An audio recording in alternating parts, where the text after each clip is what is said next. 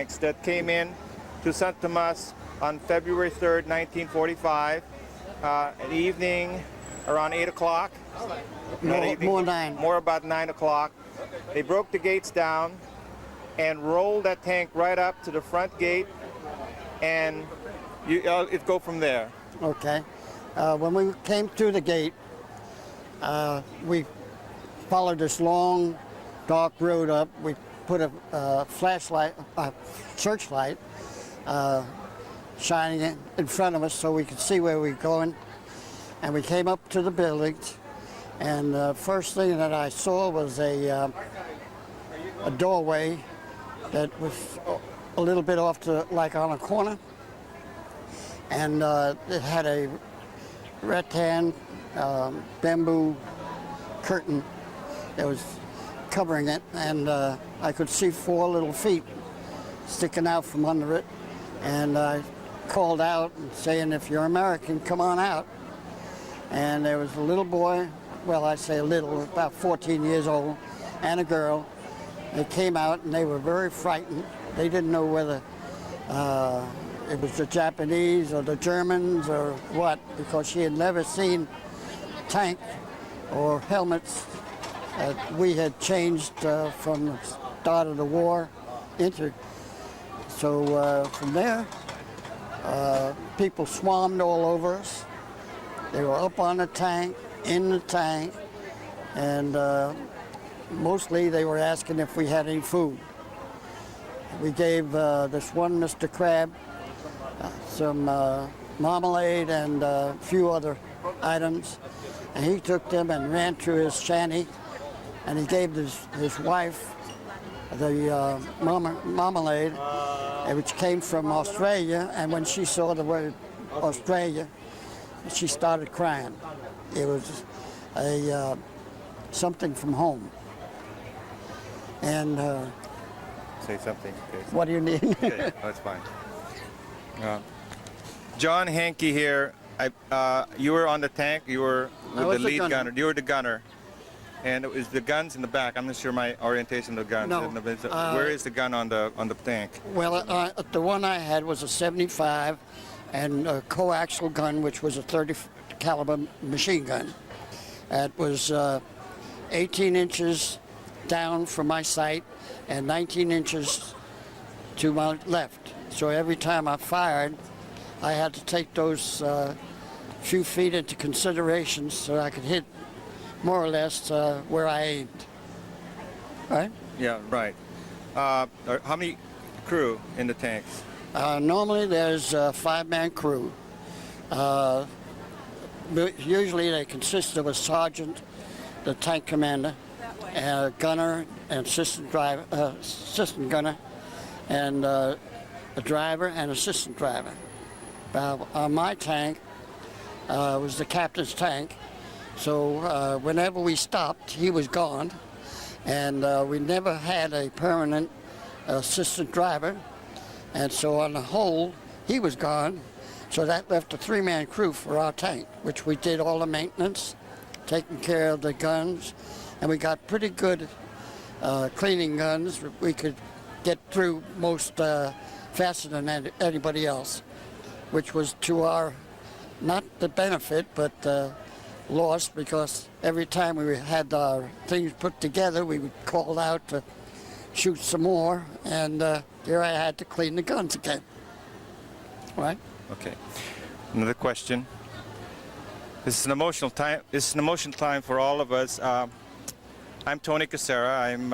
My father was a civilian prisoner of war here at Santo Tomas, and if it were not for the people of 44th Tank Battalion and the 1st Cavalry, I would not be here. When they liberated the tanks, your tank was the Battling Basics, right? Was. And this is one of the gunners on the Battling Basics, John Hinke. And I believe when my father heard the tanks were rolling up and crashing through the gates, everyone came out towards the front of the building, and of course the searchlights were going all around, up and down, and he remembered approaching the tank and yelling at one of the, I'm not sure, the gunners or one of the soldiers that were on the tank. Says, "Do you have any cigarettes?" And one of them sort of rose out of the hatch. He's all greased with the oil in his face, and he had this fatigue type, green pajama type thing. And he threw my father a crumpled pack of Lucky Strikes, because he just pulled it out of his pocket and threw it at my father. And my father caught it, and he went over and huddled in a corner over there and lit himself a cigarette. Immediately, two other internees came right up and says, "Francis, are you going to hog that cigarette?"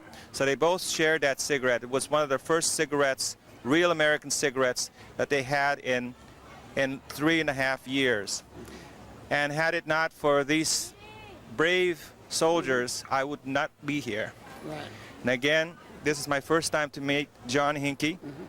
And I guess if it was John Hinke or some other person that had thrown that cigarette, doesn't matter.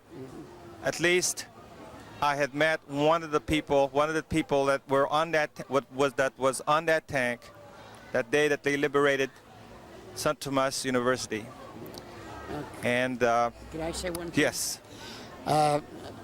There was 5 tanks, well actually 6, because my captain's tank was a lone tank, and so we had 6 tanks, approximately 250 infantry, 1st Cavalry, that came in that night into the internment camp. About 700 went to the Battlin Palace. It wasn't intentional, because one of the platoons of tanks had gotten lost because it was dark and they had no guide with them to get into Santo Tomas. So they went back out and came back the next day. So all in all, there was only 800 men in our invasion down from Hinke Gulf. But the rest of the divisions caught up with us about two days. And why we managed to get in here, and we just stupefied the Japanese. We scared the hell of the daylights out of them. And with God's help, we came in. When the tanks rolled up and the hatch popped open, the civilian prisoners of war, or the kids mostly, swarmed over the tank. And I believe you remembered seeing all these kids just crawling all over. And I think my father remembered hearing one of the commanders or one of the tanks says, "Get those kids off the tanks. Those guns are hot," which means that your guns. It was very possible, because that was more or less of a threat right then at the time, because he knew that in case the Japanese made a counterattack, with all those children in the way, we wouldn't have been able to fire.